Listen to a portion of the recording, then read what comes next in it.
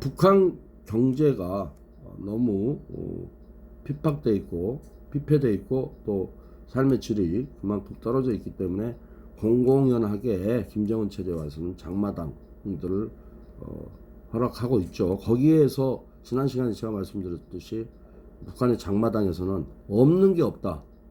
뭐 중국에서부터 유입되고 서양 문물도 많이 들어와 있다. 그러니까 고양이 뿔만 없고 다 있다는 거. 고양이한테 뿔이 있습니까?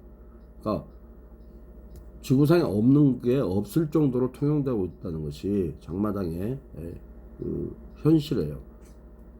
그것처럼 그런 곳이라든지 또는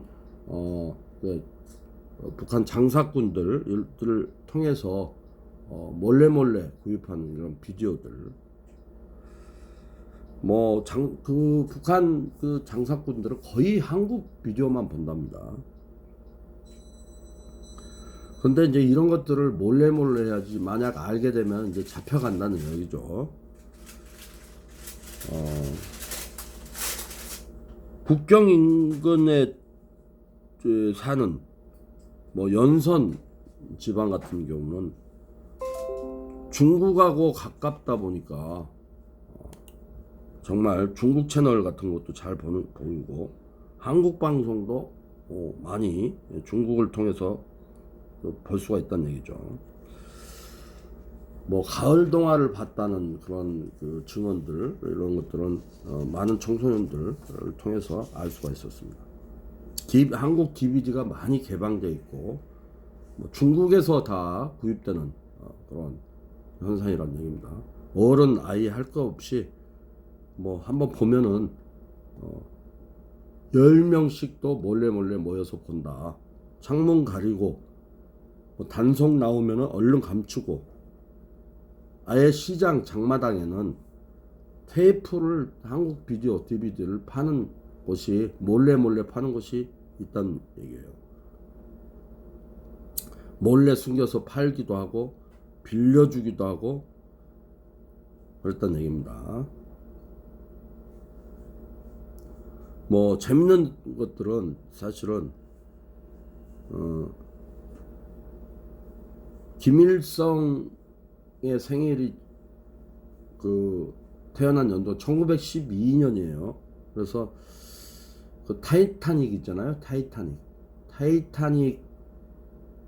그 같은 비디오도 몰래 팔리는데, 거기 제목을 타이타닉이라고 하지 않고 김일성 그 태어난 연도 영화 제목을 타이타닉으로 안 하고 1912라고 그렇게 해서 판다고 합니다. 자, 한국 미디어의 영향은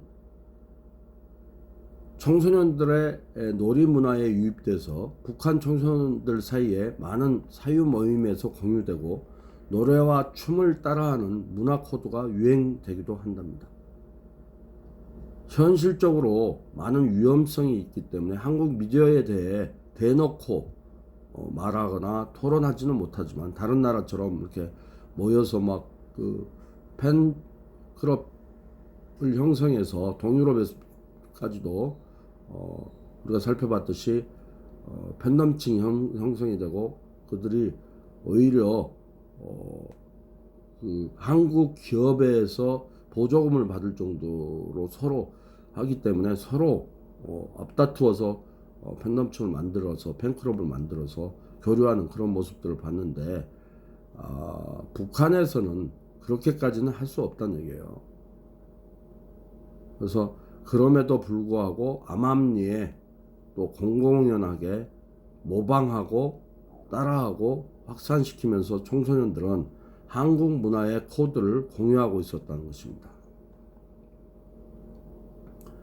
아이러니하게도 한국 미디어는 북한 사회에서 열악한 생활 환경과 경제 문제를 가진 지역에 더 가속적으로 확산되고 있습니다.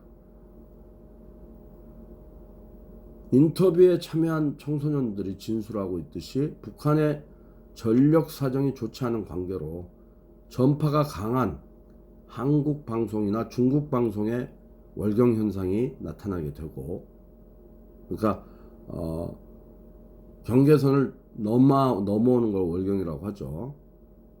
현상이 나타나게 되고, 전파는 우리가 국경선이 없잖아요.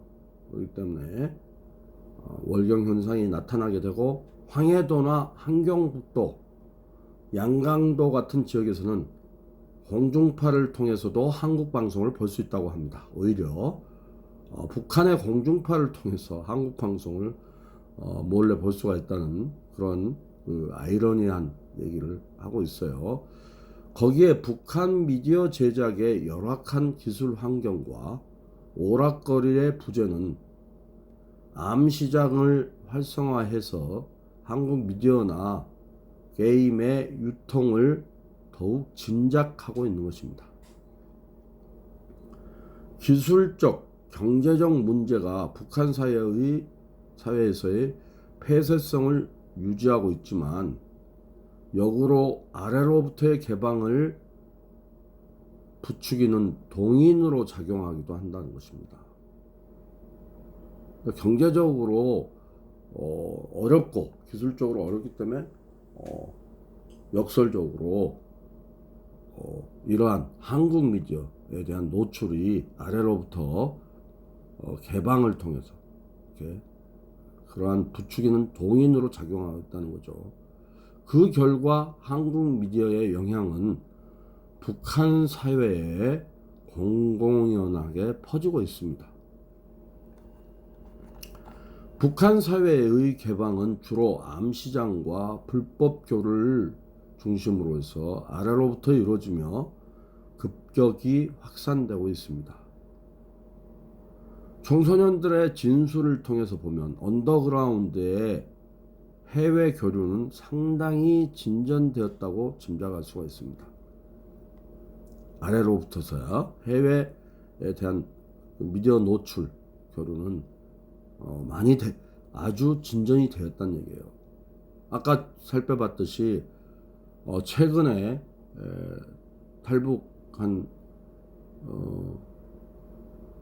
탈북민 청소년들을 통해서 살펴보면 최근에는 북한에서 거의 85%가 한국 미디어의 시청을 경험했다고 얘기를 하고 있지 않습니까? 우리가 흔히 미디어를 통해 보듯이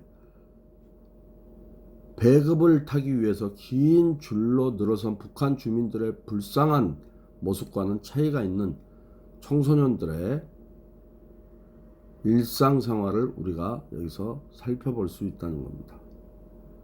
해외 미디어를 통해서 유행하는 것들이 암시장을 통해서 청소년 사이에 퍼지고 있는 것이라는 거죠.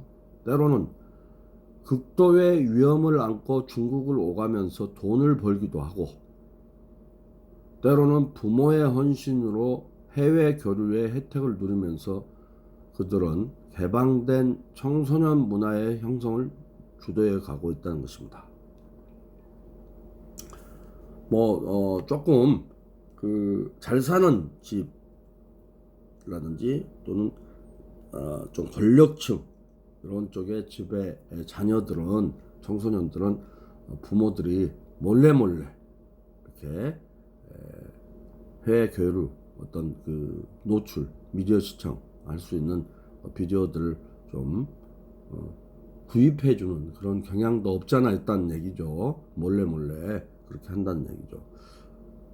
청소년들의 열망에 대해서 어느 사회에서든지 부모의 심정으로서 어떤 자녀들이 그런 열망하고 있고 원하는 그러한 것들을 해소시켜주는 차원에서 몰래 그런 것들을 자행하고 있다는 얘기를 하는 거죠. 북한 사회가 보이고 있는 이러한 개방의 특이성은 현실적 금지하는데도 불구하고 보통 사람들, 특히 권력의 소외계층들이 더욱더 그러한 권력의 소외계층 쪽에서 특히 청소년들을 통해서 이루어지고 있다는 점에서 이론적으로 아주 중요한 부분이라는 얘기를 하고 있습니다. 아래로부터의 사회 변화, 이처럼 아래로부터의 사회 변화, 특히 청소년들 중심으로 해서 일어나는 변화는 세계 최악의 교조적 공산 정권의 통제와 위협을 따돌릴 만큼 사회 전면적으로 번져 있다는 것입니다. 북한 체제가 엄혹한 통제를 유지하기 위해 권력의 진보를 부인한 사이에 일반 청소년들은 불법과 암거래를 통해서 금지된 외부의 문화를 남몰래 유입하면서 글로벌한 변화의 조류를 북한 사회 내부에서 진두지휘하는 위치를 차지하게 됐습니다.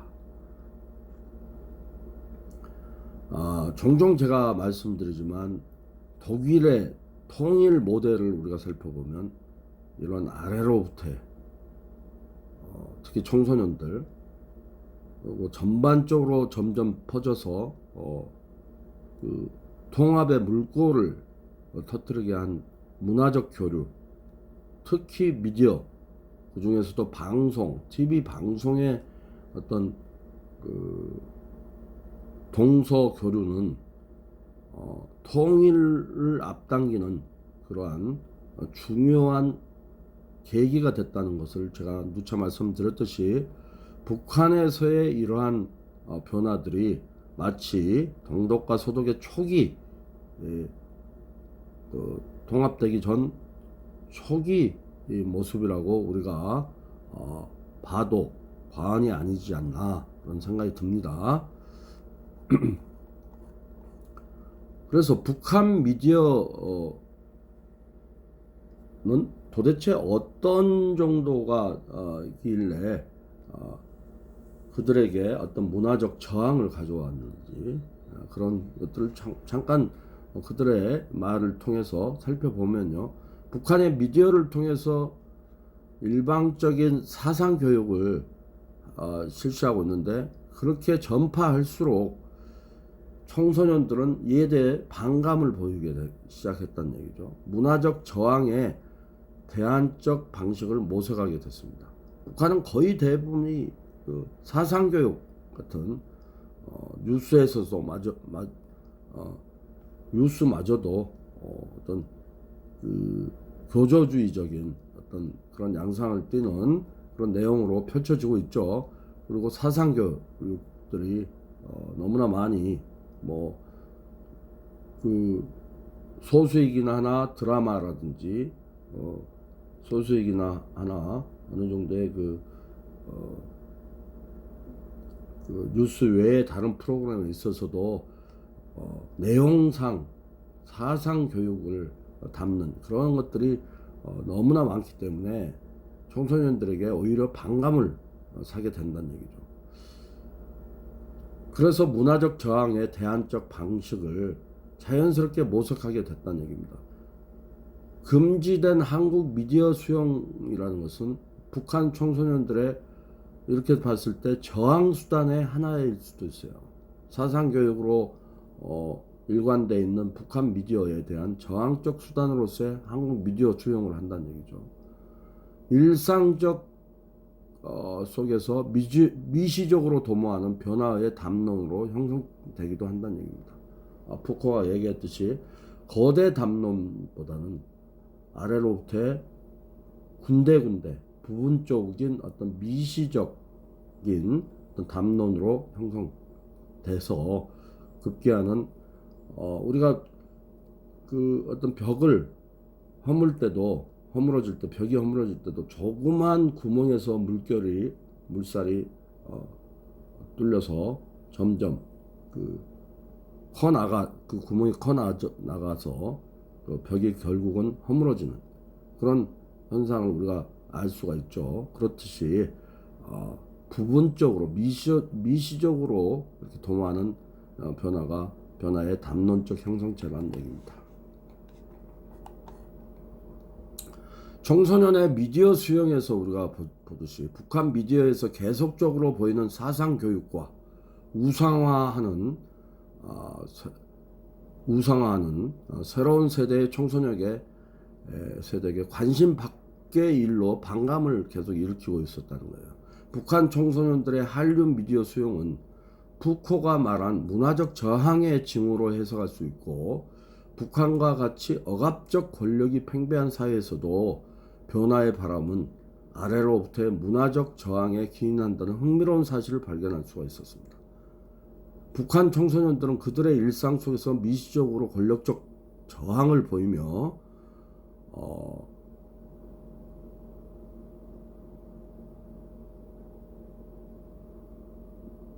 감성적이고 일상적 차원에서 대안을 모색하고 있는 것입니다. 한국 미디어 수용도 북한 사회에서 금지되고 위험 부담이 큰 행위이지만 거대한 계획이나 정치의 행위로 도모되기보다는 일상적이고 가벼운 시도로 전도되고 공유되고 있다는 것입니다. 부분적으로 자연스럽게 이렇게 이루어지고 있다는 얘기죠. 몰래 금지되고 있는 것을 피해서 몰래 이루어지고 있지만 가볍게 자연스러운 행위로서 작은 데서 붙어서 부분적으로 시도되고 있다는 거죠. 북한 청소년들의 학교 생활이 연구 결과 흥미로운 사실로 드러나는데, 상호 감시하고 노역에 일상적으로 흔히 동원되는 북한 학생들, 무관심하고 모든 생활에서 공부는 뒷전을 하는 무관심과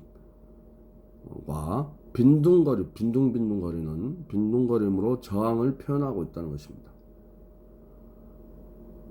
권력층에 대한 저항의 표시로서 어느 나라든지 청소년, 미래의 나라의 기둥이 될 미래의 나라의 꿈인 청소년들에 대한 기대하는 많은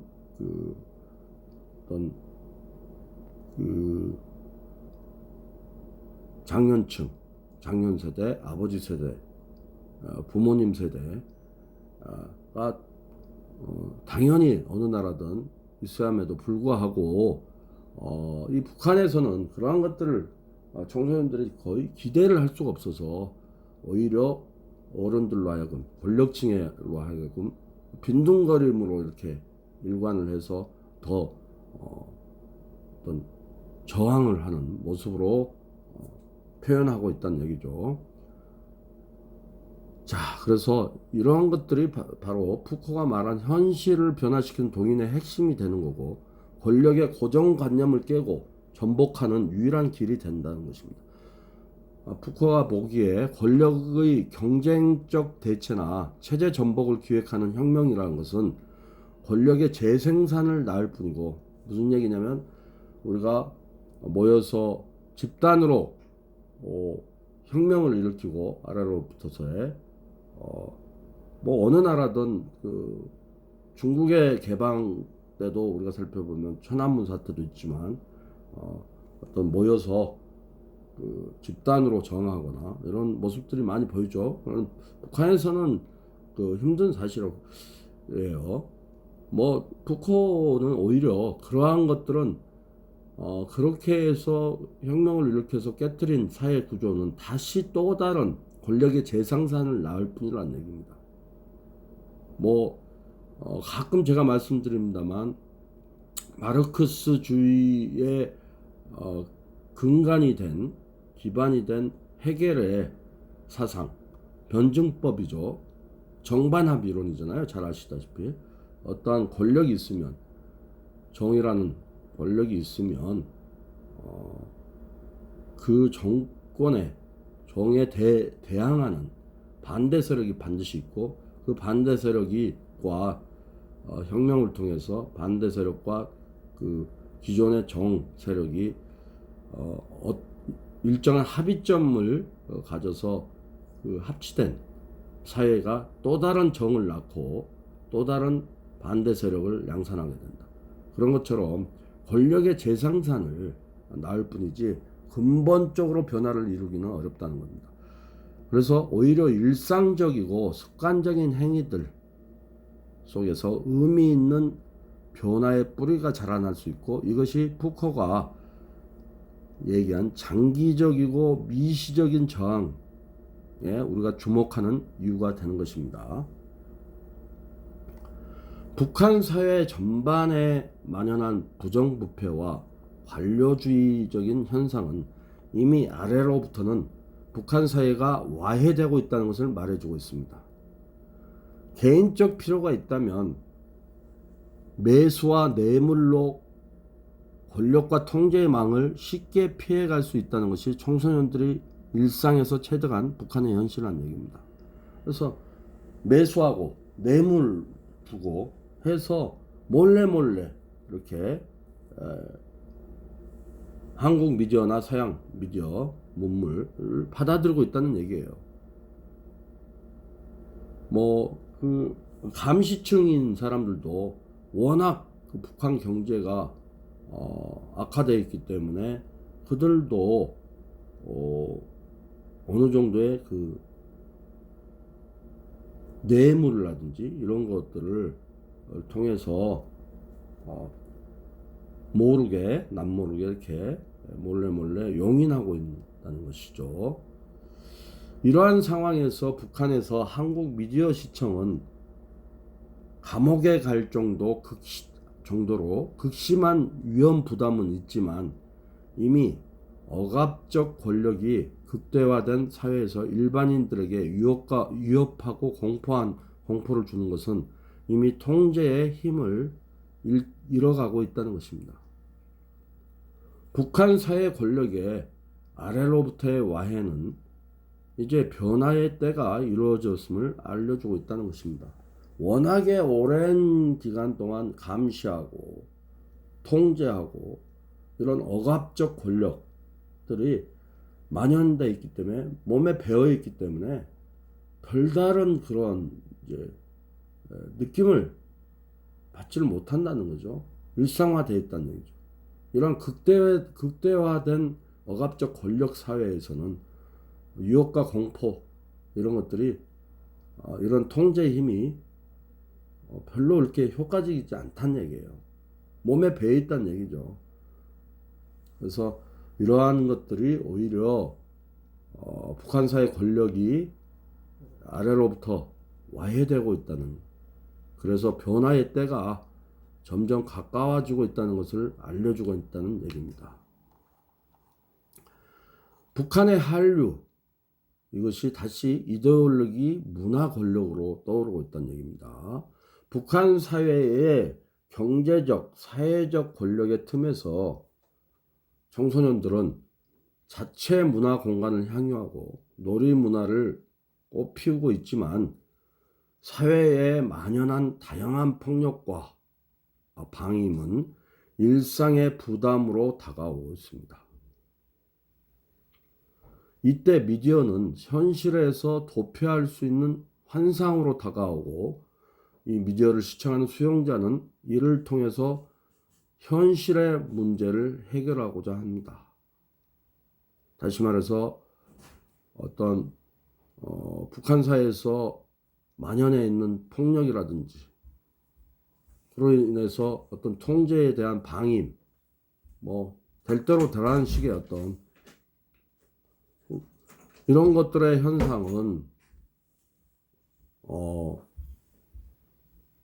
나태해져 있는 일상생활 속에서, 그 다음에 발전 지향적인 모습을 찾아볼 수 없는 북한 사회에서 미디어라는 것이 이러한 현실을 도피할 수 있는 그런 환상으로 다가온다는 얘기예요. 어려운 북한의 생활 환경에서도 청소년들은 대부분 기성세대와 진지한 대화라든지 접촉의 기회를 얻지 못하죠. 수동적으로 제도화된 훈련이라든지 부역이라든지 이러한 데 동원되는 일 외에는 사회 주류 권력 집단과의 교류는 전혀 있을 수가 없다는 얘기입니다. 이들은 대부분 혼자서 지내거나 또래 집단과만 교류하면서 여유 시간을 통해서 스스로 아이덴티티를 형성해 가고 있다는, 정체성을 형성해 나가고 있다는 것입니다. 경제적 공공함 속에서 생활고에 시달리다 보니까 북한 청소년들은 미래의 역군으로서 기대를 모으거나 가정에서 관심을 받을 만한 형편이 허락되지 않는다는 겁니다.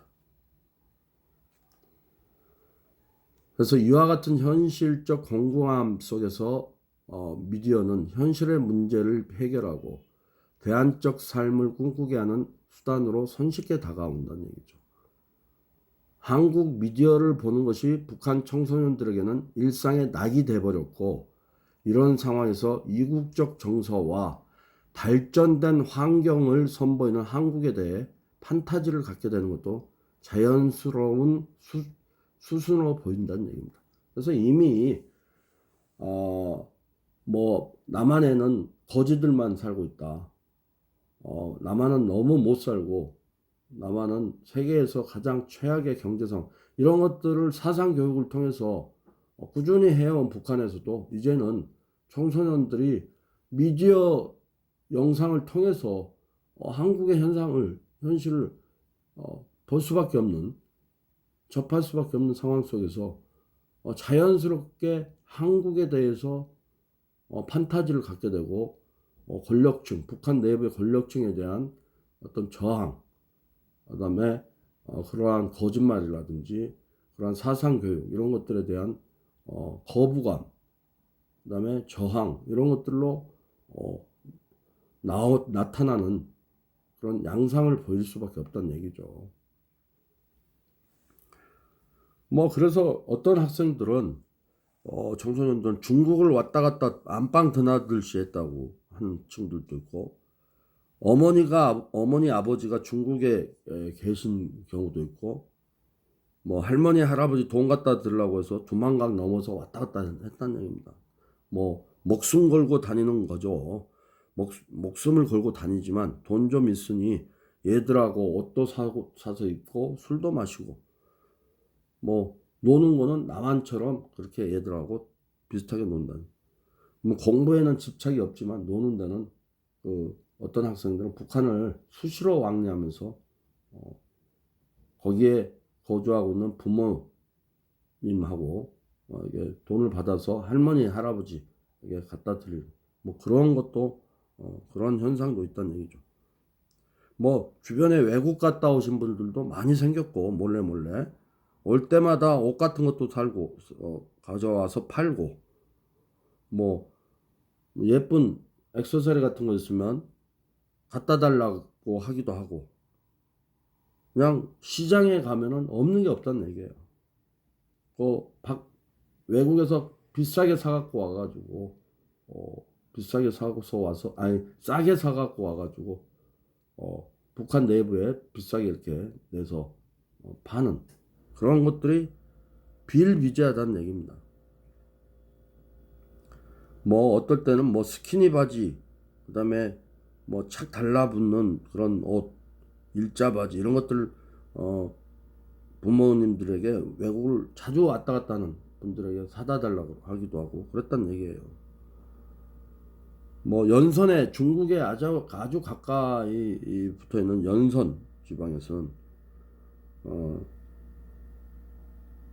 거기 사는 사람들은 거의 수준도 거의 개방되어 있는 수준, 옷 입는 스타일도 거의 세련돼 있고 그렇다는 얘기예요. 그런 것들을 얘기할 때 상당히 우리가 생각하는 것보다 개방되고 있는 그런 것들을 알 수가 있다는 얘기죠. 북한 텔레비전이 5시에서 시작해서 12시에 끝나는데 많이 보지도 않고, 보게 되면 김정일 위원장이나 김정은 위원장이 어디 시찰 갔다, 그런 것들을 계속 반복적으로 하기 때문에 보고 싶지 않다는 얘기죠. 한국 텔레비전 같은 경우는 북한에서는 만화 같은 것들을 하지만 하루에 한 20분 정도 하고 나머지는 거의 뉴스나 그다음에 사상교육, 이런 것들을 많이 한다는 얘기예요. 한국 텔레비전 같은 경우는 사생활이라든지 사람 사는 그런 여러 가지 내용들을 하는데 그런 게 좋고, 북한 말투가 조금 거칠은 데 비해서 남한 말투는 좀 온순하기 때문에 더욱 친근감 있고 아무래도 말투가 좀 느낌이 편하다 그런 느낌도 받다는 얘기죠. 뭐 스토리가 좋고 뭐 입고 다니는 옷도 멋있게 보이고 스타일도 멋있고 먹고 사는데 걱정이 없어 보여서 너무나 부럽다. 뭐 대통령 이름 부르는 것은 뭐 허다하고 북한에서는 있을 수 없는 일이죠. 뭐 정말 신기하게 정부를 욕하고 또 북한 저 대통령 이름을 부르고 이런 것들은 너무나 자기들한테는 생소하게 다가오는 그런 것들은 북한에서는 있을 수 없다는 얘기죠. 뭐 북한 만화 같은 거 한 하루에 20분밖에 안 하는데 그런 것도 관심도 없다는 얘기야. 뭐 그런 거는 하는 것도 하고 하는 것도 하고 하기 때문에 재밌는 프로도 별로 없고 뭐 김일성, 김정일, 김정은 3대 부자에 대한 가식적인 이런 내용으로만 계속 나오고 그런 것들을 느낄 때마다 볼 때마다 보고 싶지 않았다. 거기에 비해서 한국 거를 프로그램을 보면 정말 사람 사는 것처럼 나타나고 너무 재밌다. 이런 인터뷰들을 하고 있습니다. 자, 뭐 올인도 보고 뭐 약속이라는 영화도 보고 했다는 학생들도 있고요.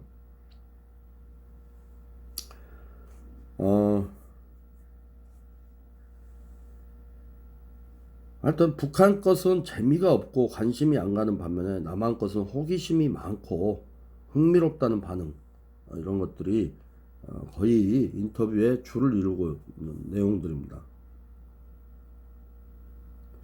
북한에서부터 한국 미디어를 선호하고 전국에는 북한을 이탈하게 되고 남한으로 거주지를 옮기게 됐지만 청소년들이 북한 거주 당시 직접적이고 정치적인 동기와 계획 속에서 미디어를 수용하고 미디어를 존경하고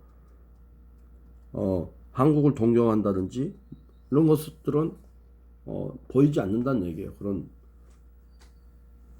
자연스럽게 이렇게 했던 얘기죠. 자, 그래서 일반적으로 수용자들이 이러한 북한 미디어 수용자들이 미디어를 보면서 환상을 가지는 경우가 많지만 북한 사회 특수성으로 미디어 환상은 더욱 배가가 되고 북한 이탈 이후의 현실과 미디어 영상의 차이를 극심하게 느끼게 됐다는 얘기입니다. 이질적인 사회 환경 가운데 한국 미디어를 수용하는 이들의 입장에서 일반 한국 수용자에 비해 환상과 현실 도피 정도가 더 높은 것은 부정할 수 없는 사실이라는 얘기입니다. 한편 한국 미디어가 담지하고 있는 이러한 이데올로기적 문제가 북한 청소년들의 일상에 접목되면서 현실의 문제를 더욱 심층화하는 측면이 목격되었습니다. 북한 청소년들은 각자 일상의 문제를 미디어를 통해서 해결을 하고자 하나 미디어는 현실의 틈을 봉합하는 이데올로기의 기제로 또 하나의 권력으로 작용하는 것이라는 얘기죠. 그래서 실제로 일상 문제를 미디어를 통해서 환상으로 이렇게 접하고자 하나 현실, 자기들이 겪고 있는 현실 그런 것들을 봉합하는 하나의 권력으로 미디어가 나타나게 됐다는 얘기예요. 환상이지만 하나의 이데올로기적인 기제로서 권력으로 나타나기 시작했다는 겁니다. 어떻게 보면은 그 어떤 환상이란 것이 결국은 자기 자신들이 처해 있는 현실과의 괴리감 이런 것들을 메꾸고자 하지만 그것들이 결국은 환상으로서 어떤 큰 권력을, 미디어가 하나의 거대한 이들을 사상을 지배하는 그런 것으로 하나의 새로운 이데올로기 기제로 이렇게 작용하고 있는 것은 우리가 어쩔 수 없는 그런 부분이란 얘기죠. 북한 청소년의 이러한 한류 시청과 관련해서 관찰되는 부정적 문화 권력 중 주목되는 것으로 가부장제적 이데올로기를 들 수가 있습니다.